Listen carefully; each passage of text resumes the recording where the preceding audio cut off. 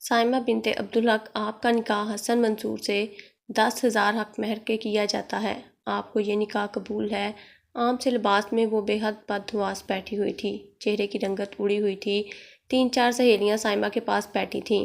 حسن کے بھی چند دوست اس کے ہمراہ آئے تھے۔ مولانا صاحب بار بار ان کم عمر لڑکا لڑکیوں کو دیکھ رہے تھے۔ ان میں کوئی بھی بزرگ نہ تھا۔ صاف ظاہر ہو رہا تھا کہ نکاح صرف لڑکا لڑکی اور اس کے دوستوں کی ہی رضامندی سے ہو رہا ہے، والدین کی مرضی اس میں شامل نہیں ہے۔ اس لیے مولانا صاحب پہلے تو نکاح کروانے کے لیے تیار ہی نہ تھے۔ کہنے لگے کہ لڑکی کا ولی نہیں ہے، کوئی بھائی نہیں ہے۔ مجھے لگتا ہے کہ تم لوگ بھاگ کر آئے ہو اور میں ایسا نکاح نہیں کرواؤں گا، لیکن حسن کے دوستوں نے انہیں رقم بھی اچھی خاصی دی تھی اور دھمکیاں بھی۔ مولانا صاحب عزت دار شخص تھے، اس لیے خاموشی سے نکاح کروا دیا۔ سائمہ نکاح نامے پہ سائن کرتے ہوئے آنسو چھلکا رہی تھی۔ وہ نہیں چاہتی تھی کہ شادی اس کی اس طرح سے ہوتی جیسے کہ وہ کر رہی تھی، لیکن اپنے برادری کے رسم و رواج سے بھی اچھی طرح واقف تھی۔ اس کے ابا نے اس کا رشتہ اپنے بھائی کے بیٹے سے طے کیا تھا، جو کہ بالکل جاہل گوار تھا اور بدتمیز بھی تھا۔ سائمہ کو ایک آنکھ نہیں پاتا تھا، لیکن ان کے ہاں شادی برادری سے باہر نہیں کی جاتی تھی، چاہے لڑکا لڑکی کے جوڑ کا ہو یا نہ ہو۔ جب بھی جمال گھر پر آتا، سائمہ کمرے سے باہر نہیں نکلتی تھی اور وہ بلا جھجک بنا دستک کے ہی سائمہ کے کمرے میں گھس جاتا، اسے دیکھ دیکھ کر مسکراتا رہتا اور اپنی مونچھوں کو تاؤ دیتا رہتا۔ بڑی بے شرمی سے کہتا، سوہنیو، بڑا چھپ چھپ کے رہتے ہو مجھ سے، لیکن ایک دن تو میرے ساتھ ہی یہاں سے رخصت ہو کر جانا پڑے گا۔ سائمہ کو جمال کی ایسی باتوں سے سخت چڑ تھی۔ کئی بار وہ دبے لفظوں سے اپنی والدہ سے کہہ چکی تھی کہ مجھے جمال پسند نہیں ہے، لیکن اس کی ماں اسے ڈانٹ ٹپٹ کر چپ کروا دیتی، کہتی کہ جو بھی کر لے شادی تو جمال سے ہی ہونی ہے۔ اگر تو نے اپنے ابا کے سامنے ایسی باتیں کی تو تیری پڑھائی بھی چھوٹ جائے گی اور وہ اگلے ہی روز تیرا نکاح جمال سے کروا دے گا۔ اپنے باپ کی ضد سے تو واقف ہی ہے۔ سائمہ کو تعلیم حاصل کرنے کا شوق تھا، اس لیے شہر میں ہاسٹل میں رہ کر تعلیم حاصل کر رہی تھی۔ حسن سے اس کی ملاقات یونیورسٹی میں ہی ہوئی تھی اور وہ وہیں سے اس کی دوست محبت میں بدل گئی۔ حسن کے والدین بھی اس کا رشتہ اپنی ہائی کلاس میں کرنا چاہتے تھے۔ حسن ایک امیر گھرانے سے تعلق رکھتا تھا۔ اس کا باپ ایک جاگیردار تھا اور گاؤں میں رہتا تھا۔ وہ بھی یہاں پر تعلیم کے سلسلے میں ہی شہر آیا تھا، لیکن حسن کا یہ کہنا تھا کہ اگر وہ سائمہ سے نکاح کر لے گا تو اس کے گھر والے تھوڑی بہت ناراضگی ہی تو دکھائیں گے، لیکن مان جائیں گے اور اسے عزت سے بہو تسلیم کریں گے۔ سائمہ شاید یہ قدم نہ اٹھاتی، لیکن جب یونیورسٹیوں کی چھٹیوں میں وہ اپنے گاؤں گئی تو اس کے ابا نے کہا کہ چند ماہ بعد ہی وہ اپنی پڑھائی کو حیدرآباد کہتے، کیونکہ وہ اپنے بھائی کو زبان دے چکے ہیں کہ چند ماہ بعد ہی سائمہ کی شادی جمال سے ہو جائے گی۔ یہ سن کر سائمہ بے حد پریشان ہو گئی۔ یہ خبر جب اس نے یونیورسٹی جا کر حسن کو سنائی تو وہ تو آپے سے باہر ہو گیا۔ کہنے لگا، اگر تمہاری شادی تمہارے اس کزن سے ہوئی تو میں جان لے لوں گا اپنی، میں تمہارے بغیر نہیں رہ سکتا۔ وہ کہنے لگا کہ میں جانتا ہوں کہ تمہارے والد کبھی بھی میرا رشتہ تمہارے ساتھ نہیں کریں گے۔ اگر میں اپنے والد کو منا کر تمہارے گھر لے بھی آؤں تب بھی انکار ہی سننے کو ملے گا، لیکن اگر ہم نکاح کر لیں تو کوئی بھی ہمیں جدا نہیں کر سکتا، دونوں کے گھر والوں کو آخرکار قبول کرنا ہی پڑے گا۔ سائمہ کہنے لگی کہ میں ایسا نہیں کر سکتی، اس سے بہت بدنامی ہوگی، میرے ماں باپ برادری میں منہ دکھانے کے قابل نہیں رہیں گے۔ حسن کہنے لگا، تو تم کیا چاہتی ہو؟ تم اپنے اس کزن سے شادی کرنا چاہتی ہو؟ سائمہ، اگر تم نے اس سے شادی کی تو میں تمہارے سامنے خود کو ختم کر لوں گا۔ حسن بہت زیادہ جذباتی قسم کا لڑکا تھا۔ سائمہ رونے لگی۔ اس کے دوستوں نے بھی یہی مشورہ دیا کہ نکاح کر دینا چاہیے، اس کے بعد دیکھا جائے گا کہ کیا کرنا ہے۔ حسن کافی کھاتے پیتے خاندان سے تھا اور جاگیردار کا بیٹا تھا، اس لیے شہر میں بھی اس کے پاس اپنا فلیٹ تھا جہاں وہ اپنے دوستوں کے ساتھ رہتا تھا۔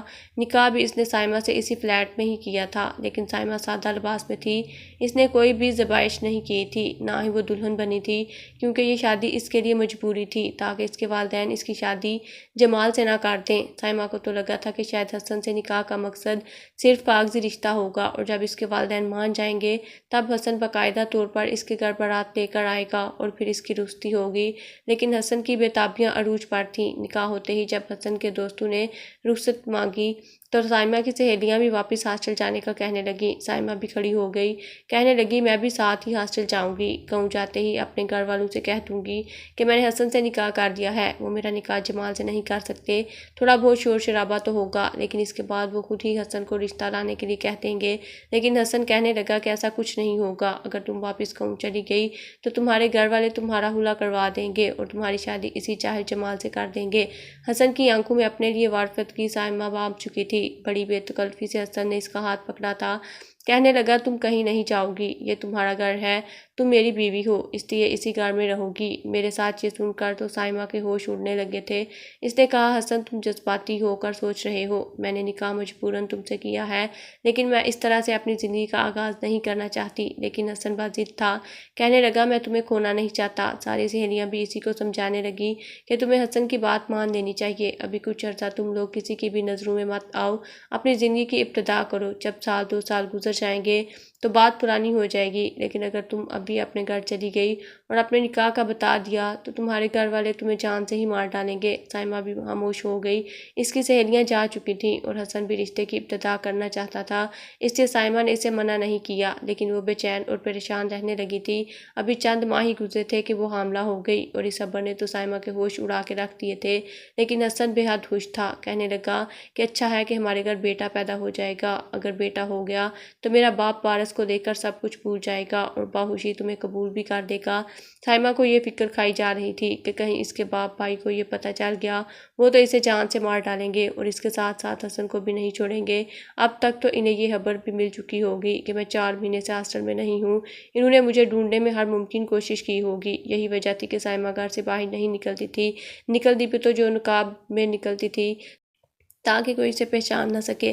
سائمہ کو یوں پریشان دیکھ کر حسن اسے سمجھاتا رہتا کہ وقت آنے پر سب کچھ ٹھیک ہو جائے گا، تم آنے والے وقت کی سوچ کر اپنی اور اپنے ہونے والے بچے کی صحت کو خراب مت کرو۔ مجبوراً سائمہ حسن کی باتیں اور محبت دیکھ کر سائمہ کو بھی پرسکون رہنا پڑتا، مگر کسی ڈراؤنے خواب کی طرح اسے بار بار وہ منظر یاد آتا کہ کہیں کسی روز اس کے والدین اس تک پہنچ ہی نہ جائیں اور پھر دیکھتے ہی دیکھتے اسے گولیوں سے چلنی کر دے۔ اگر اس کی اولاد ہو بھی گئی اور وہ اپنے میکے گئی تو نہ جانے اس کے گھر والے اس کا کیا حشر کریں گے، یہ سوچ سوچ کر اس کا دل ڈرتا رہتا تھا۔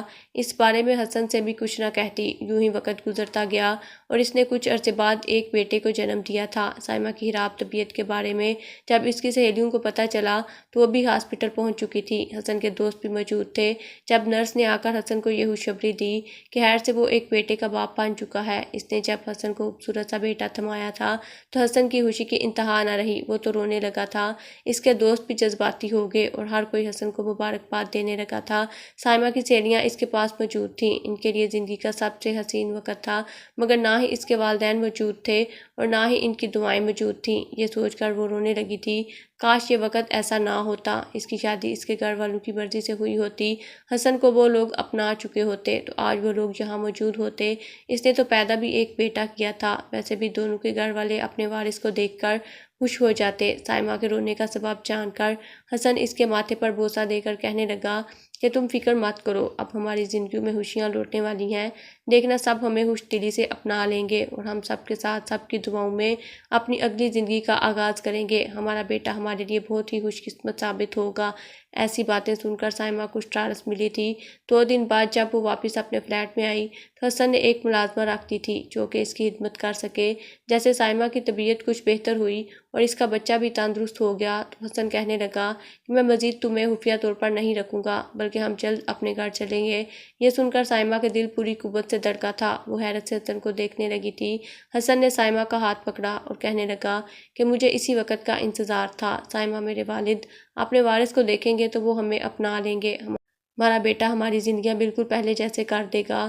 سائمہ بھی مطمئن تھی، مگر نہ جانے کیوں اس کے دل میں عجیب سی بے چینی تھی، وہ اس کو سوچتے ہوئے ایک مرتبہ پھر افسردہ ہو گئی۔ حسن اس سے پوچھنے لگا تو کہنے لگی کہ حسن اگر خدا نہ خواستہ تمہارے والدین نے ویسا نہ کیا جیسے ہم سوچ رہے ہیں، تو اگر انہوں نے تمہیں اور تمہارے اس بچے کو تو اپنا لیا مگر مجھے اپنانے سے انکار کر دیا تو پھر تم کیا کرو گے؟ کہیں وہ تمہاری دوسری شادی ہی نہ کروا دیں۔ سائمہ نے ایسا کہا ہی تھا کہ حسن نے فوراً اس کے لبوں پر ہاتھ رکھ دیا، کہنے لگا کہ ایسی باتیں مت کرو، میں آج بھی تم سے اتنی ہی محبت کرتا ہوں اور ہماری محبت کی نشانی ہمارا بچہ تمہاری گود میں ہے، پھر بھلا تم ایسا کیسے سوچ سکتی ہو؟ اگر میرے والد نے ہمیں اپنانے سے انکار کر دیا تو میں ان کی ساری جائیداد سب کچھ چھوڑ کر واپس آ جاؤں گا۔ یہ سن کر سائمہ نے گہری سانس خارج کی تھی۔ وہ دونوں اپنے بچے کے ساتھ ڈیروں خواب سجائے اس فلیٹ سے نکلے تھے، دونوں ہی مثبت سوچ رکھے ہوئے تھے کہ بس سب کچھ ٹھیک ہونے والا ہے۔ جیسے وہ لوگ گھر سے نکلے تو حسن اپنی کار میں دونوں کو لے جانے لگا۔ ابھی وہ سڑک پر پہنچے تھے کہ ایک جانب سے ٹرک آیا۔ جب تک حسن اپنا بچاؤ کرتا وہ ٹرک اپنا توازن برقرار نہ رکھنے کی وجہ سے گر چکا تھا۔ ٹرک کا گرنا تھا کہ حسن کی گاڑی پر بھاری سیمنٹ کی بوریاں گاڑی کے اوپر گرنے لگی تھیں۔ دونوں کو سنبھلنے کا موقع ہی نہ ملا تھا اور ان کی گاڑی چکنا چور ہو چکی تھی۔ سائمہ کو جب ہوش آیا تو وہ ہسپتال میں تھی۔ اس کا بچہ جھولے میں لیٹا بلک بلک کر رو رہا تھا۔ بچے کے رونے کی آواز سن کر وہ بکھلا کر اٹھی تھی۔ اس کے بعد وہ چہرے پر کچھ چوٹیں آئی تھیں مگر وہ کسی گہری چوٹ سے بچ چکی تھی۔ اس نے فوراً اپنے بچے کو دیکھا۔ بچہ بالکل ٹھیک تھا مگر سائمہ کو حسن کی یاد آئی تھی۔ وہ ڈاکٹر سے حسن کے بارے میں پوچھنے لگی تو ڈاکٹر نے اسے ایک جانب کو اشارہ کر دیا۔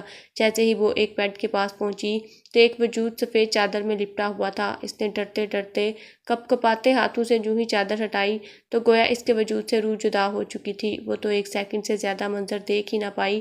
حسن کا چہرہ بری طرح کچلا جا چکا تھا۔ وہ تو موقع پر ہی جاں بحق ہو چکا تھا۔ داڑیں مار مار کر رونے لگی۔ اس کا بس نہیں چل رہا تھا کہ وہ اپنی جان بھی لے لے۔ اسے یوں اشکبار دیکھ کر ڈاکٹر اسے حوصلہ دینے لگی مگر اب کیا ہو سکتا تھا۔ حسن کے مر جانے کی خبر جب اس کے گھر والوں تک پہنچی تو کہرام مچ چکا تھا۔ سائمہ اپنے بچے کے ساتھ وہیں موجود تھی۔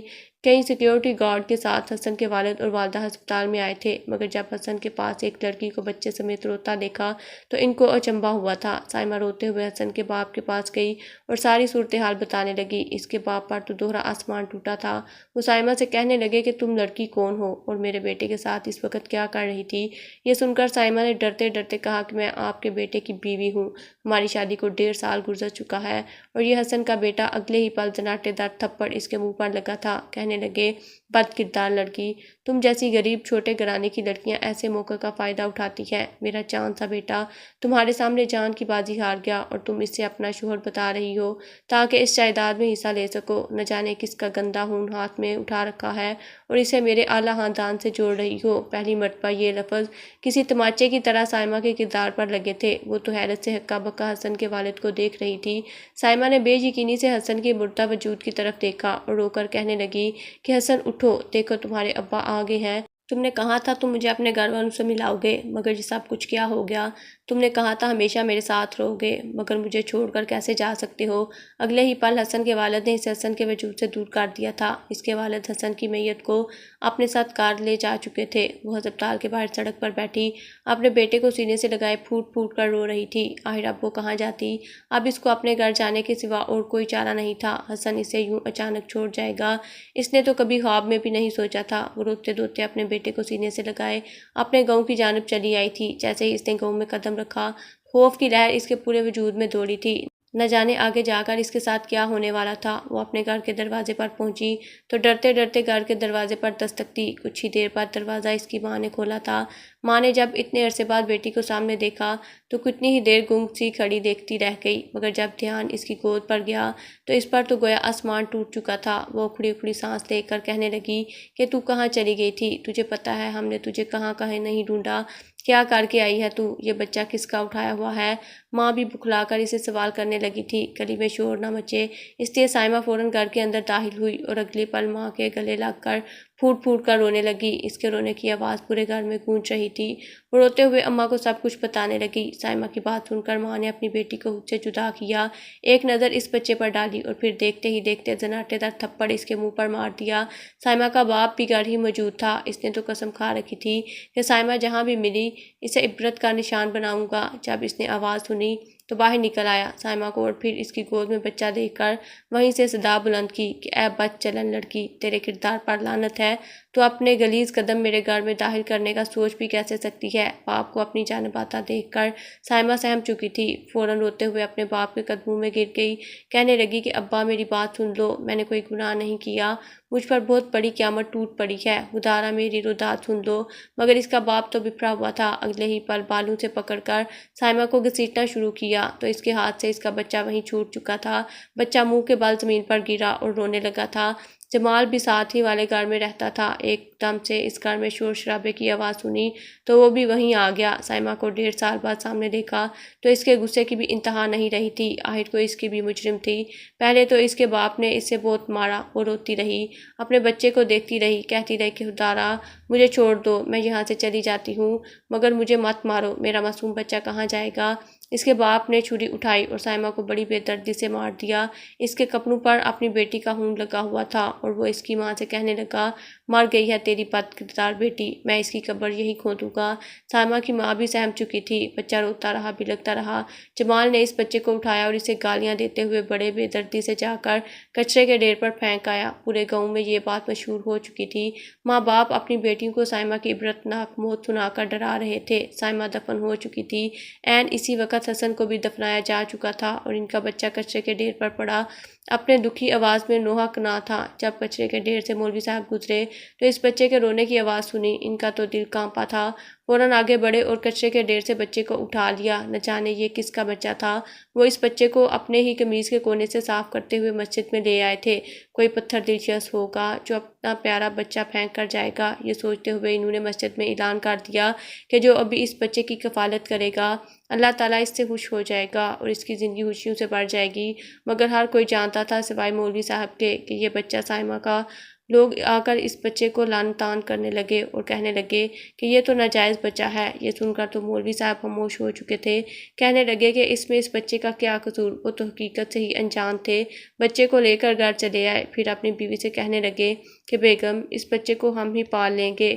یہ سن کر ان کی بیوی کھانستے ہوئے اٹھ کر کہنے لگی کہ مولوی صاحب ہمارے پاس تو اتنی رقم نہیں جس سے اپنے پیٹ بھرنے کی خاطر کوئی چیز خرید سکیں، بھلا ہم اس معصوم بچے کی کفالت کیسے کر پائیں گے؟ یہ سن کر مولوی صاحب کہنے لگے بس اللہ پر بھروسہ رکھو، ہم جس مان سے اس بچے کو خدا کی رضا کے لیے لے کر آئے ہیں ہمارا رب بھی ہماری مدد کرے گا۔ مولوی صاحب کے پاس جو بھی پیسے تھے اس سے وہ اس بچے کے لیے دودھ اور دوا لے آئے، کیونکہ گرنے کی وجہ سے بچے کا چہرہ کافی جگہ سے زخمی ہو چکا تھا۔ اس روز تو بچے کا پیٹ پڑ کر وہ سو گئے، مگر اگلی صبح فجر کے وقت جب وہ اٹھے تو ان کا بیٹا دروازے پر کھڑا تھا۔ اس کی آنکھوں میں آنسو تھے۔ وہ مولوی صاحب کے قدموں میں گر کر پھوٹ پھوٹ کر معافی مانگنے لگا، کہنے لگا ابا مجھے معاف کر دے، میں آپ کا گناہ گار ہوں۔ بیوی کی باتوں میں آ کر میں نے آپ لوگوں کے ساتھ ناانصافی کی، یہ تو خدا کا انصاف ہے کہ اس نے مجھے حقیقت سے آگاہ کر دیا، ورنہ میں تو آپ کو ہی غلط سمجھتا رہتا۔ کئی سالوں بعد اپنے بیٹے کو سامنے دیکھ کر تو مولوی صاحب حیران رہ چکے تھے۔ فوراً اپنے بچے کو سینے سے لگا لیا۔ دراصل ان کے بیٹے کی بیوی بڑی ہی تیز ترار اور ماڈرن لڑکی تھی۔ انہیں مولوی صاحب اور ان کے ابا کا رہن سہن پسند نہیں تھا۔ یہی چاہتی تھی کہ گھر پر صرف اور صرف میرا ہی راج ہو۔ اس لیے کچھ سال پہلے ماں باپ کے لیے بدگمانیاں پیدا کر کے اس نے ان دونوں کو وہاں سے نکلوا دیا تھا اور دونوں اس محلے میں بسیدہ سے گھر میں آ کر رہنے لگے تھے۔ مگر اب نہ جانے کیسے خدا نے حقیقت بیٹے کے سامنے لا کر رکھ دی تھی۔ مولوی صاحب کی خوشی کی کوئی انتہا نہ رہی۔ مولوی صاحب کا بیٹا ماں سے بھی معافی مانگنے لگا، اس بچے کو دیکھ کر اس کے بارے میں دریافت کرنے لگا تو مولوی صاحب نے ساری حقیقت بتا دی، جس سے سن کر وہ گہری سانس خارج کر کے بولا کہ اس بچے کی کفالت ہم لوگ ہی کریں گے۔ وہ اپنے ماں باپ کو لے کر واپس اپنے گھر چلا گیا۔ وہیں مولوی صاحب کی بہو کو بھی قدر آ چکی تھی کہ اس نے اپنا گھر خراب کر کے بہت بڑی غلطی کر دی، اس لیے وہ بھی اپنی ساس سسر سے معافی مانگ کر واپس آ گئی۔ ان کی اپنی کوئی اولاد نہ تھی، اس لیے اس بچے کو ہی اپنی اولاد سمجھ کر وہ اسے پالنے لگے تھے، جبکہ مولوی صاحب ابھی تک حیرت میں مبتلا اپنے رب کا شکر ادا کر رہے تھے کہ رب نے کیسے ان کی زندگی خوشیوں سے بھر دی تھی، صرف اس ایک بچے کی طفیل۔ وہ تو جتنے سجدے کرتے کم تھے، وہیں سائمہ اور حسن کی روحوں کو شاید اسی طرح سکون پہنچا تھا کہ ان کی نشانی محفوظ ہاتھوں میں جا چکی تھی۔